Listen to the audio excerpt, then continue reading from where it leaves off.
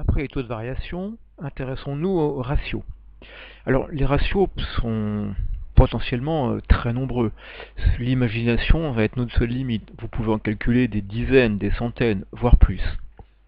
Là où il faut être lucide, c'est que plus vous allez multiplier le nombre de ratios, qui pour certains peuvent être relativement identiques les uns par rapport aux autres, plus vous allez avoir une difficulté à pouvoir en tirer des éléments d'analyse, de réflexion. En effet, je pense qu'il vaut mieux quelques ratios bien pensés dans un premier temps, puis, si le besoin se fait sentir, si vous voyez quelque chose qui se passe pas vraiment bien, qui est étrange, qui vous interpelle, alors peut-être effectivement déployer des ratios complémentaires. Alors on va voir quelques familles de ratios parmi les plus usuels. Les premiers types de ratios sont ceux qui sont liés aux marges ainsi qu'aux résultats de l'entreprise. Alors, on va commencer par les taux de marge en rappelant qu'il s'agit d'exprimer principalement l'un ou l'autre des SIG en un pourcentage du chiffre d'affaires. Chiffre d'affaires hors taxe par exemple, ou de la valeur ajoutée, ou de l'EBE. Rappelez-vous, chiffre d'affaires hors taxe, puisque au niveau des comptes de résultats, eh bien, tous les montants sont donnés hors taxe. La TVA n'influe absolument pas ni les charges, ni les produits. Alors, quelques exemples de ce type de ratio de marge. Par exemple, vous trouverez ce qu'on appelle le taux de profitabilité ou encore le taux de marge bénéficiaire. Vous pourrez mesurer le poids des intérêts, le taux de marge brute, ou encore le taux de marge brute d'exploitation, ou taux de marge nette d'exploitation, l'un ou l'autre, ou les deux ensemble. Alors entrons plus dans le détail de ce type de taux. Tout d'abord, le taux de profitabilité, qu'on appelle également le taux de marge bénéficiaire. Il s'agit là de prendre le résultat net, c'est-à-dire le résultat final après impôt, que l'on compare au chiffre d'affaires hors taxe. Par exemple, si je reste sur Panampli, on avait un résultat final de 252 640 €, un bénéfice, que je divise par l'intégralité du chiffre d'affaires, tant réalisé sur les marchandises que sur les produits finis, ce qui nous donne un peu plus de 7,5 millions. Ici, j'ai un taux de profitabilité, taux de marge bénéficiaire, de 3,39%. Cela signifie que, pour cette année-là, et uniquement pour cette année-là, pour 100 € de chiffre d'affaires que l'entreprise a pu récolter, une fois que toutes les charges ont été prises en compte, qu'elles soient d'exploitation, financière ou exceptionnelle, impôts compris, il reste 3,39 € de bénéfices, c'est-à-dire à destination des associés, puisque le bénéfice leur appartient intégralement. Ça, c'est un outil beaucoup plus apprécié par les associés que par les autres types d'utilisateurs. Par contre, c'est vraiment une photographie parce que est passé par là des éléments comme les éléments exceptionnels. Donc dessus, vous n'avez pas de règles possibles que vous pourriez appliquer de manière prévisionnelle. On sait seulement que cette année, on était à 3,39%. L'année précédente, ça pouvait être plus ou moins. L'année suivante, ça sera également pareil. Donc, un usage plutôt assez limité. On peut également aller sur un calcul ici de poids des intérêts en disant on a un montant de charge d'intérêt, on a réalisé un EBE. Si vous vous souvenez, l'EBE, c'est ce qui nous reste de la richesse que l'entreprise a pu créer une fois que l'on a pris en compte les matières premières, les achats extérieurs en général, mais également le règlement de tout ce qui tourne autour des charges de personnel. Et le BE va nous permettre de régler derrière aussi bien les intérêts que l'amortissement des équipements, les provisions, etc. Ici, que représentent donc les charges d'intérêt par rapport à cet EBE? On est pour Panampli à un peu plus de 169 000 d'intérêts. On avait vu dans le chapitre précédent qu'on était presque à 1,45 million d'EBE. Les charges d'intérêt représentent 11,7% de cet EBE. Là, c'est quelque chose qui est à suivre dans le temps. Est-ce qu'on est plutôt face à une charge d'intérêt qui s'alourdit? Gardez toujours en tête que plus vous allez avoir ici une part d'intérêt importante au sein de l'EBE, moins il restera alors à disposition de ce même EBE pour pouvoir couvrir l'usure, la vétusté, la désuétude de vos équipements, donc préparer le renouvellement, mais aussi pour faire face simplement à une distribution de dividendes, de bénéfices donc aux associés. Donc plus ce taux est important, plus on peut penser que l'entreprise également va manifester une fragilité, parce que la charge d'intérêt, c'est une charge qui est fixe, elle ne changera pas quand votre activité change. Par contre, si effectivement vous êtes face à une baisse de chiffre d'affaires, pour une raison conjoncturelle par exemple, une crise sur quelques semaines, quelques mois, eh bien le BE va sans doute peu à peu diminuer, voire s'effondrer, et est-ce que derrière on a encore une capacité à couvrir la charge d'intérêt et surtout, au-delà de cette couverture, d'en conserver un minimum de cette EBE pour rémunérer les autres partenaires. On peut également passer sur un autre taux qui est le taux de marge brute d'exploitation. Justement, que représente cette EBE par rapport au chiffre d'affaires? Pour Panampli, on retrouve les chiffres précédents, ce qui nous donne alors un taux de marge brute de 19,14%. C'est-à-dire que chaque fois qu'il y a eu 100 € de chiffre d'affaires récolté, eh bien, il reste un peu plus de 14 € de BE une fois les premières charges d'exploitation couvertes. Et ceci, eh bien, c'est quelque chose qui est plutôt assez intéressant parce que globalement, on est face à quelque chose qui est variable. Pas complètement, mais en grande partie adaptatif à l'activité. Et c'est sans doute le dernier indicateur où on a cette possibilité encore d'avoir une vraie variabilité. Donc ici, quelque chose qui, dans le temps, peut s'avérer plutôt assez stable. Chaque fois que je fais 100 € de chiffre d'affaires supplémentaire, je dégage 100 d'excédent brut en supplément. Ça, c'est un bon indicateur pour se rendre compte si, par exemple, il est intéressant d'accepter des commandes supplémentaires. Si une augmentation ou une diminution de chiffre d'affaires va pour vous avoir un impact fort. On peut le calculer également sous la version nette, ce taux de marge d'exploitation. C'est alors le calcul entre le résultat d'exploitation et le chiffre d'affaires hors taxe. Là aussi on retrouve des chiffres connus, le résultat d'exploitation un peu plus de 731 000 €, les 7,6 millions de chiffre d'affaires nous donne un taux de marge nette d'exploitation de 9,67%. Ça finalement c'est ce que l'on dégage une fois que nos opérations d'exploitation ont été couvertes. 100 € de chiffre d'affaires, c'est presque 10 € de résultat d'exploitation. Par contre là, on est face à quelque chose sur lequel on peut moins tirer, en tout cas de leçons pour le futur, parce que vous avez caché au moment du calcul du résultat d'exploitation tout ce qui peut être dotation, notamment aux amortissements. Et ça, eh bien, c'est vraiment de la charge fixe. Ce n'est pas sur un court terme, parce que votre chiffre d'affaires diminue, que vous allez avoir une diminution des immobilisations amorties, donc des amortissements. Donc ça, faire particulièrement attention à son usage qui reste plutôt limité. On est sur un usage qui est celui du moment.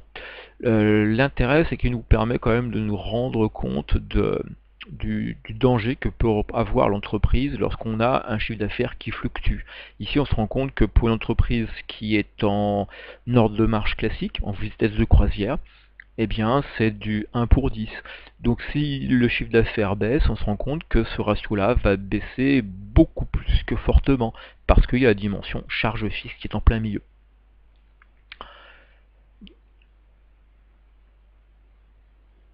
Autre ratio toujours qui va nous intéresser, c'est le taux de marge brute, que l'on peut calculer soit sur la base de la marge brute industrielle, soit sous une approche plutôt coût de production. Je m'explique ainsi. On a deux approches. Le premier, c'est s'intéresser à la marge sur coût d'achat, qu'on appelle également la marge brute industrielle. Calcule de la manière suivante, je prends la valeur de la production, et je retranche à cette valeur de la production l'ensemble des coûts d'achat des matières et des approvisionnements, mais uniquement des matières et des approvisionnements. Alors c'est quelque chose de très intéressant pour l'entreprise industrielle, parce que pour le coup, là, vous voyez très bien ce que va être votre production finie, et vous voyez très bien également quels vont être tous les coûts de matière rentrant dans celle-ci. Et ça nous laisse alors le montant de marge disponible, c'est-à-dire le montant de la valeur de la production disponible, une fois que la matière première d'approvisionnement ont été couverts pour financer, pour couvrir les autres coûts de production, notamment tout ce qui peut être main-d'œuvre, équipement, etc. Une deuxième approche est possible, c'est la marge sur coût de production. On prend cette fois-ci le montant des ventes et on retranche le coût des ventes réalisées. Et c'est là que, en fait, on n'a plus de difficultés, puisque le coût des ventes, ça veut dire qu'il faut qu'on se procure les achats de matières premières, la charge de personnel purement productif. Donc là, vous voyez déjà le souci, c'est dans le montant de charge de personnel qui apparaît dans le compte de résultat, qu'est-ce qui correspond au personnel productif et qu'est-ce qui correspond au personnel des fonctions support. Là, on n'a pas la distinction. Et puis ensuite, également, on va prendre l'amortissement et la provision correspondant au matériel de production et les provisions des stocks. Donc là aussi, une difficulté, je me retrouve face à un ensemble d'amortissements d'exploitation, mais au sein de celui-ci, j'ai ce qui correspond à de la production, mais je peux aussi avoir des amortissements qui sont liés à des bureaux administratifs, par exemple, ou à des choses similaires. Là non plus, j'ai pas suffisamment de détails. C'est faisable lorsque je travaille à l'intérieur de l'entreprise, où je fais une analyse à partir de documents internes. Si j'analyse en étant extérieur à l'entreprise, eh bien je n'y ai pas accès. Par contre, l'avantage, c'est que cette marge sur coût de production n'est pas purement industrielle, elle va intégrer aussi les éléments de négoce. Donc on a déjà la marge commerciale qui va apparaître puisqu'on se focalise sur l'intégralité des ventes. Pour les raisons que je viens d'évoquer, la marge sur coût de production, pour nous, est très compliquée à calculer. Même si c'est très intéressante, et on va se contenter de la marge brute industrielle. Donc, le taux de marge brute ici, ça sera de dire c'est la marge brute industrielle divisée par le chiffre d'affaires hors taxe. On aurait pu faire la même chose avec l'autre indicateur, ça aurait été de dire je prends la marge sur coût de production que je divise par le chiffre d'affaires hors taxe. Pour Panampli, le calcul devient alors le suivant. Le montant de notre production de l'exercice, presque 6 millions. Je retranche la valeur de ce qui a été les coûts d'achat des matières, 1 113 000 achetés durant la période, mais 85 000 qui ont rejoint les stocks. Et le tout divisé par cette même valeur de la production de l'exercice.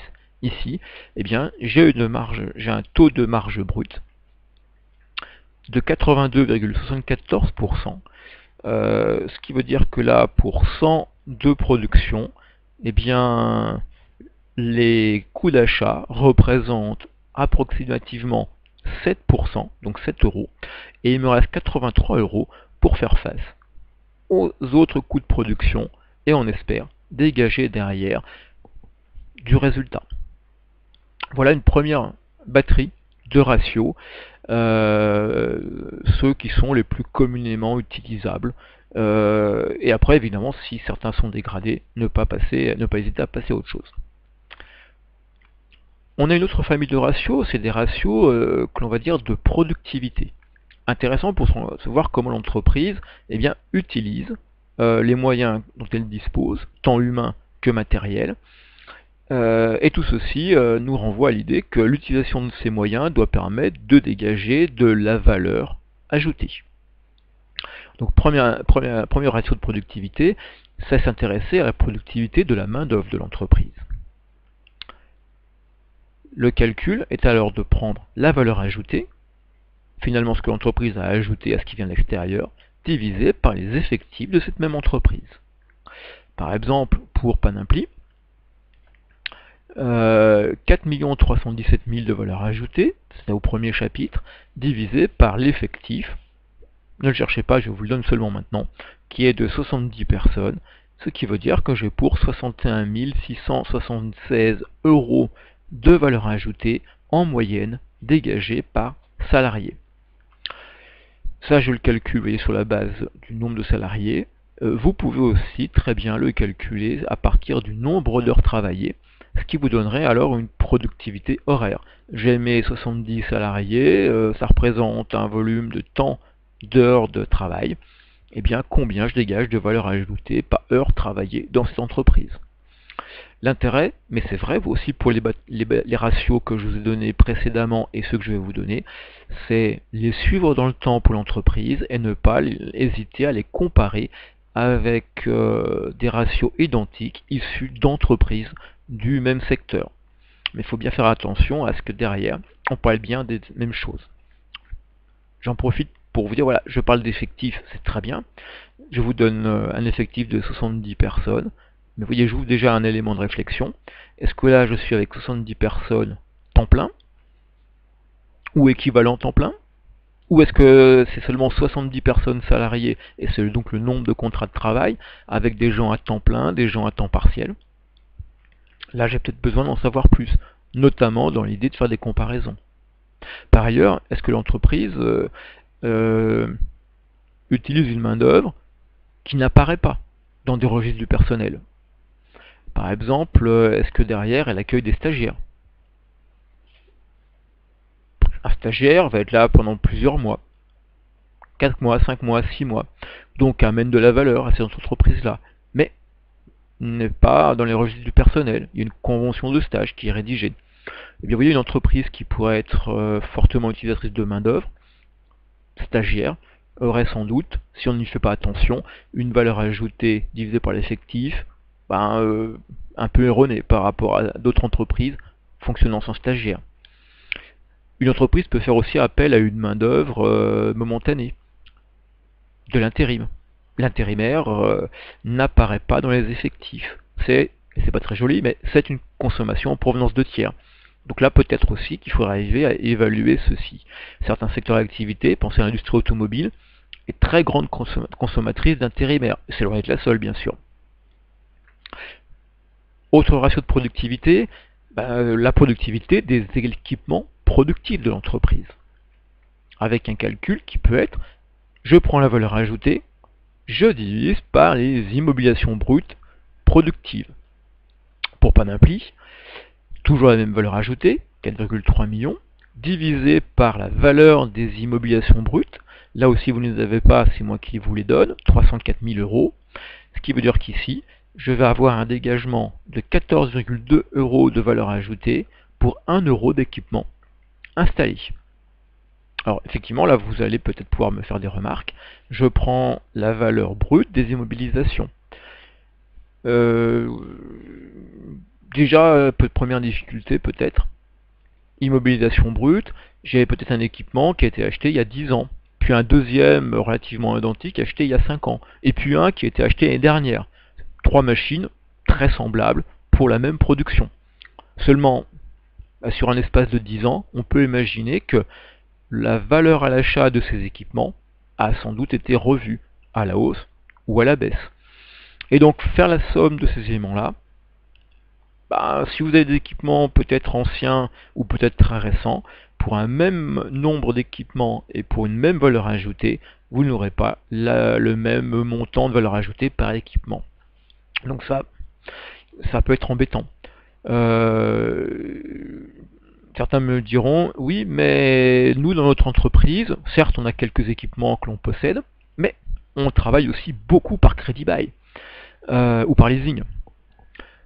Donc c'est des immobilisations qui n'appartiennent pas à l'entreprise, en tout cas avant la fin du contrat, qui sont des charges, consommation en provenance de tiers, c'est finalement un contrat de location, et ce n'est pas dans nos immobilisations brutes. Donc deux entreprises peuvent avoir deux politiques pour leurs équipements radicalement différentes. Une peut massivement acheter les équipements et une autre peut en acheter un peu et passer beaucoup par des contrats de location. Ça c'est un autre problème.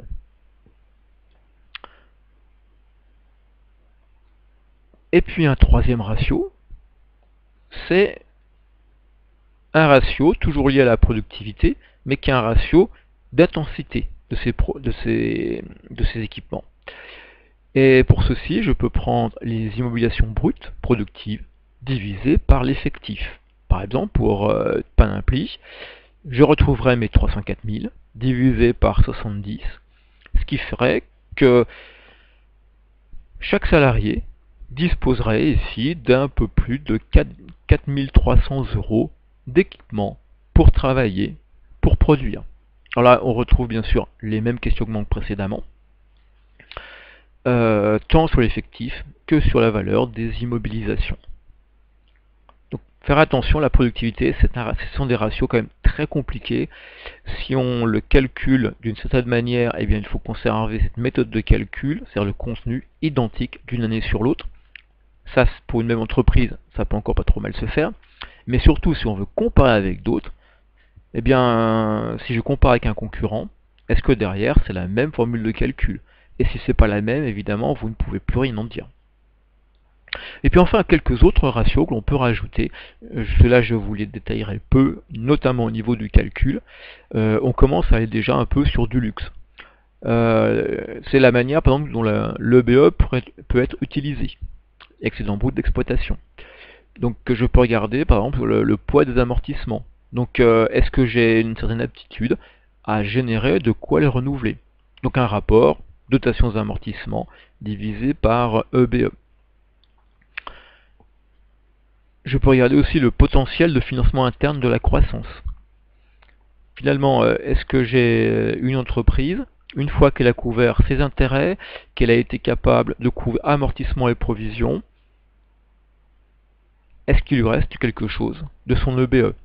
Parce que la croissance de l'entreprise, c'est finalement sa capacité, par ses propres moyens, à se développer. Et c'est pour ça, vous voyez qu'on fait on retranche à 100% le rapport dotation, amortissements et provisions plus intérêt divisé par l'EBE. Mais ça peut être aussi, mais ça, vous voyez, on est déjà sur des éléments un peu plus marginaux, l'influence des cessions sur le bénéfice.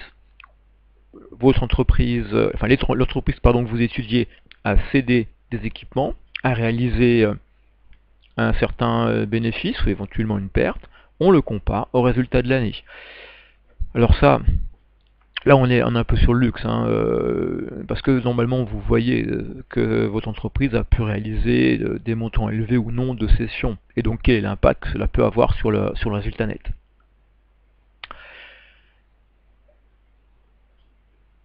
Comme dans le paragraphe précédent, l'intérêt aussi de ces ratios, ça s'est passé par des graphiques. Par exemple ici, j'ai la valeur ajoutée, et bien je regarde quelle est la part de chacun des grands bénéficiaires de cette valeur ajoutée dans le montant total. Ça c'était Panampli par exemple, que j'ai utilisé, et là vous voyez que graphiquement, vous mettez en évidence qui est le commun de beaucoup d'entreprises, une très grande part de la valeur ajoutée est à destination du personnel. Vous voyez aussi que ici, c'est la petite tranche marron, une bonne partie de la valeur ajoutée va être conservée par l'entreprise elle-même pour se développer. Que les associés en touchent une petite partie, et que l'État, au passage, récupère une petite part du gâteau.